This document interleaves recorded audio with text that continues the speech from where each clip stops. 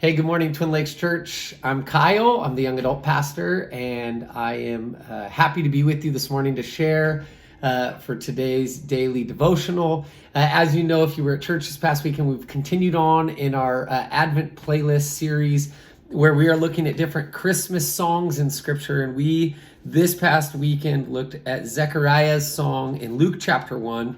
And what I really like about this is often I approach Christmas and the Christmas season, and I think of things like hope and peace and joy. A lot of Christmas songs are about that. But as I look at this song of Zechariah, I see this theme of faithfulness, of God's faithfulness, not only to Zechariah and giving him a baby, John the Baptist, but also God's faithfulness to the nation of Israel, his people, and also his faithfulness to us. And so I want to just read in in Luke chapter 1, starting in verse 68. This is what the song says. It says, "Praise be to the Lord, O God of Israel, because he has come and he has redeemed his people. He has raised up the horn of salvation for us in the house of his servant David, as he said through his holy prophets long ago.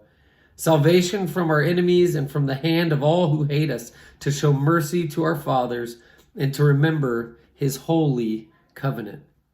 The oath he swore to our father Abraham, to rescue us from the hand of our enemies and to enable us to serve him without fear, in holiness and righteousness before him all of our days."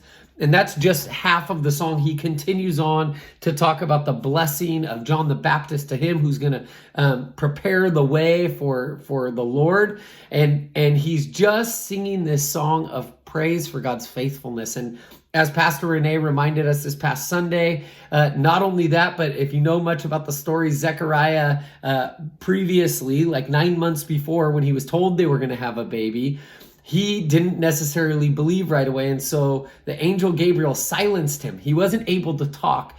And Renee really highlighted this past weekend something that I thought was so profound, is that Zechariah probably had 9 months or so of really just meditating on the promises of God from the prophets in the Old Testament and the covenant he made with Abraham and David. And so Zechariah, when he's finally granted the ability to speak again, he sings this song as his first words.